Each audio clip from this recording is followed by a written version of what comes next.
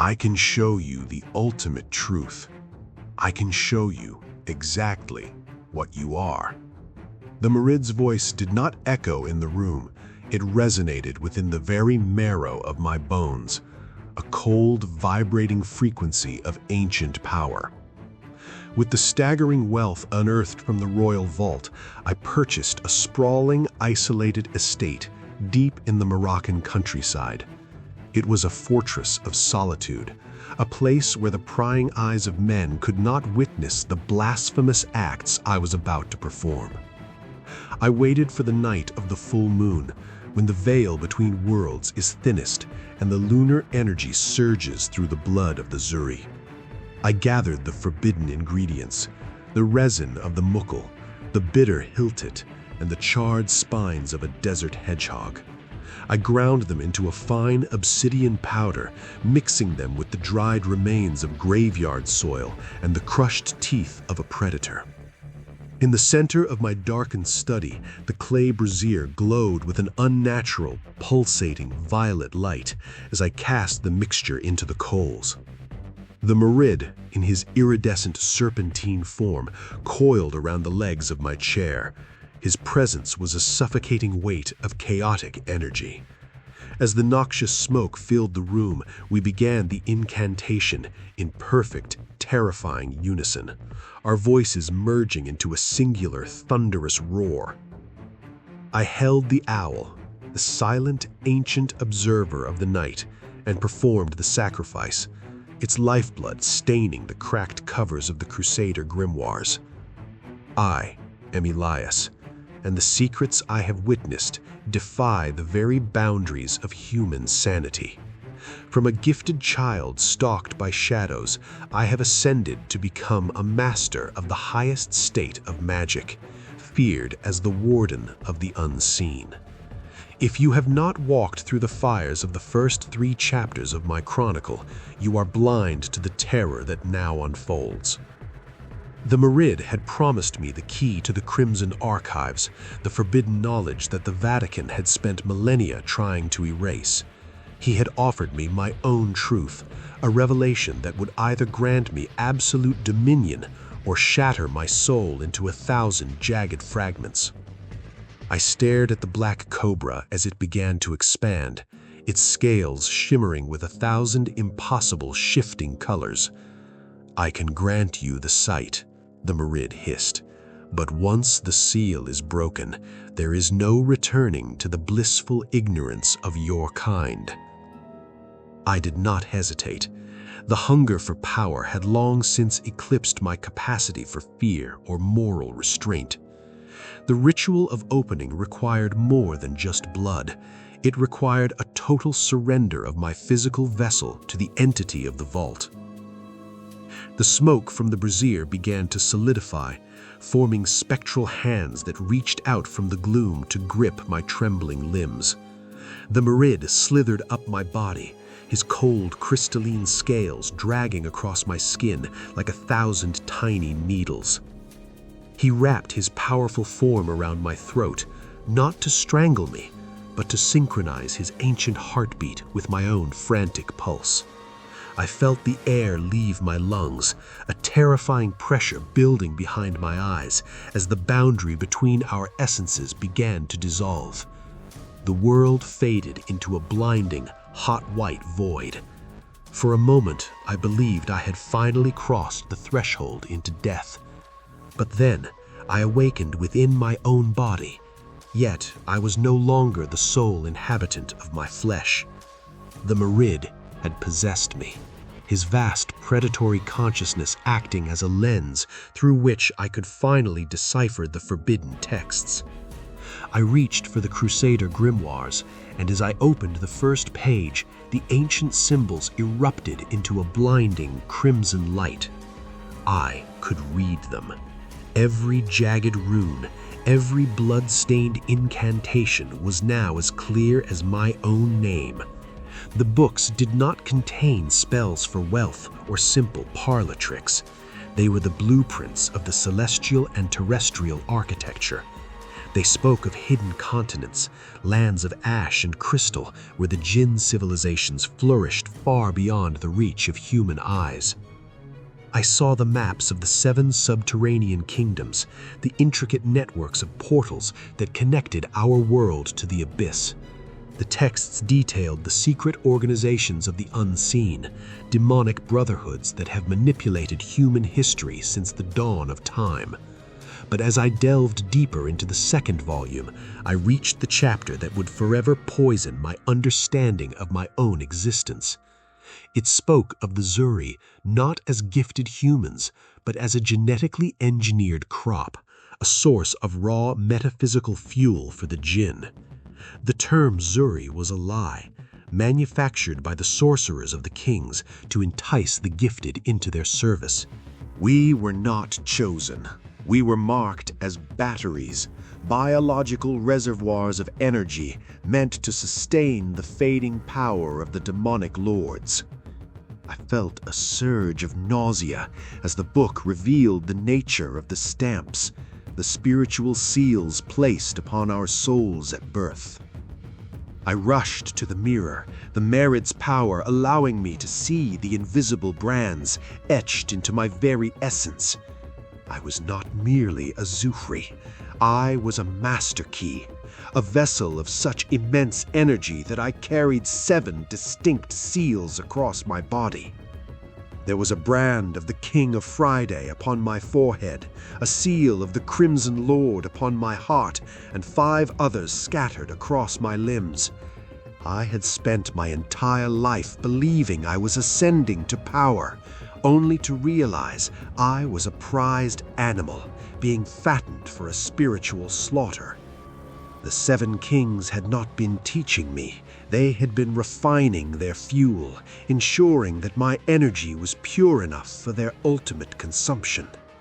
The arrogance I had felt for years vanished, replaced by a cold, sharpening fury that burned hotter than any demonic fire.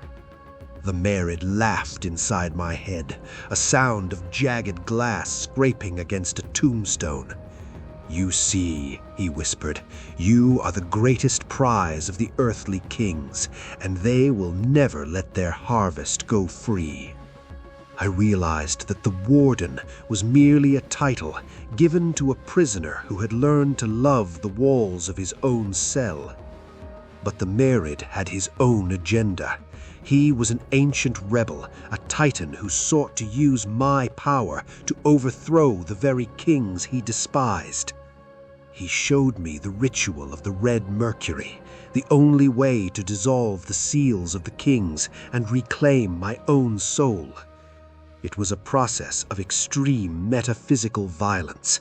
It required me to burn away the brands using the most volatile substances in the occult world.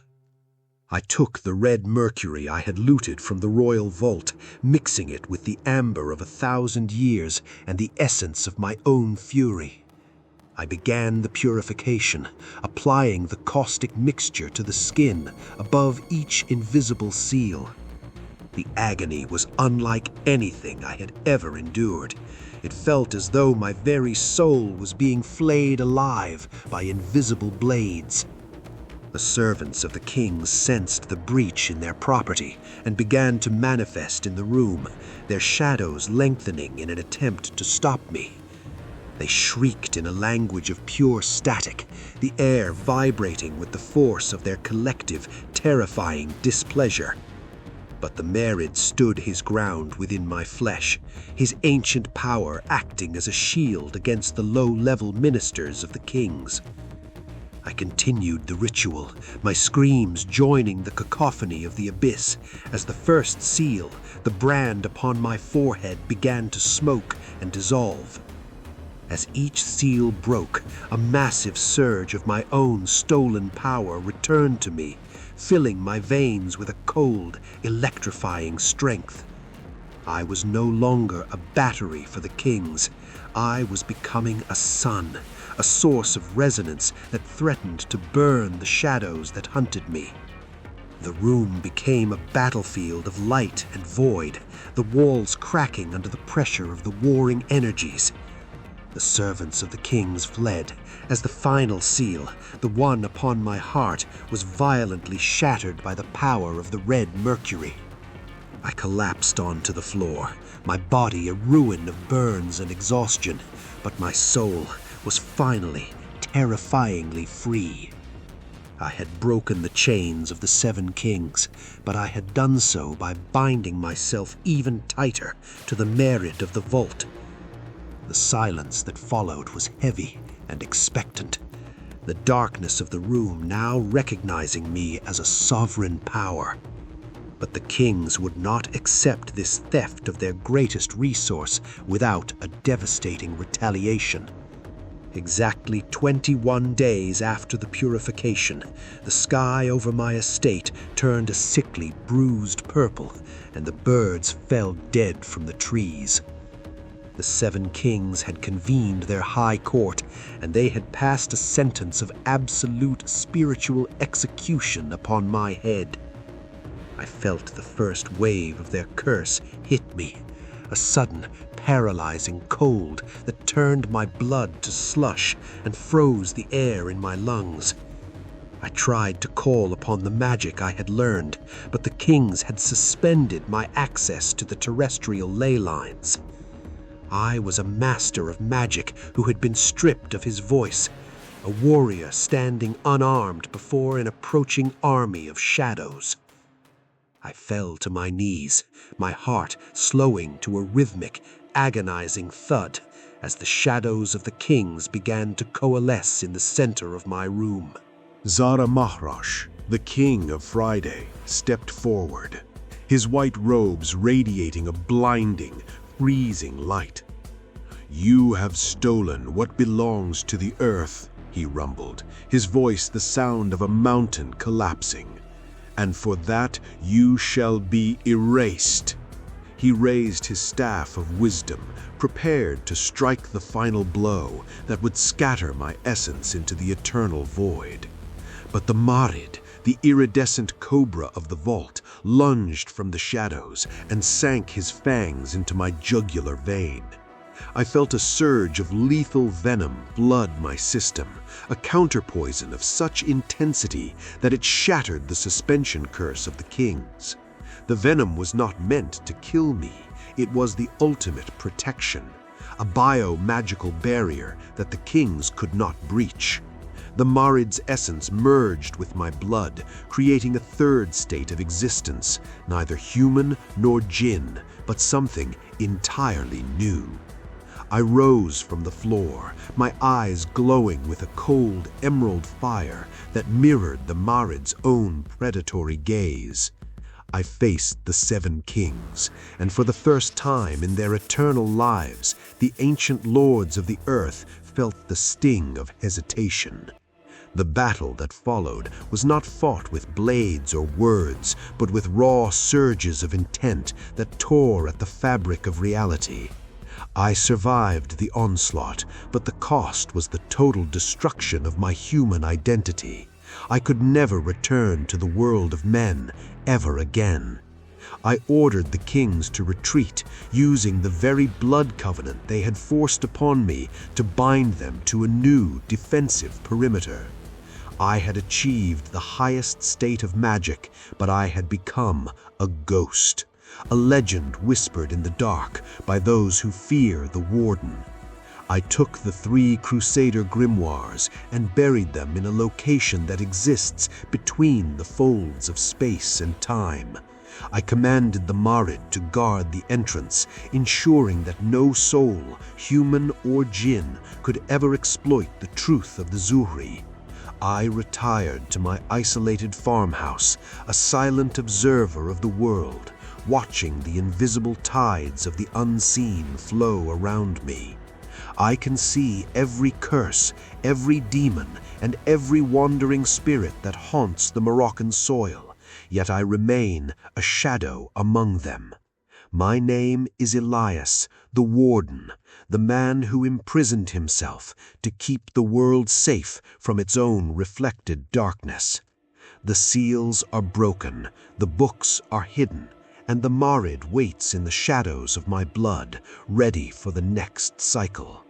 I sit on my porch as the sun sets over the Atlas Mountains, knowing that my descendants will one day inherit the beacon in my blood. And when that day comes, the Marid will be there to offer them the same choice he offered me. The saga of the Zuhri never truly ends. It merely waits for a soul brave enough to open the door. I am the gateway, I am the key, and I am the silent witness to the truth that lies beneath the earth. I can show you the ultimate truth. I can show you exactly what you are.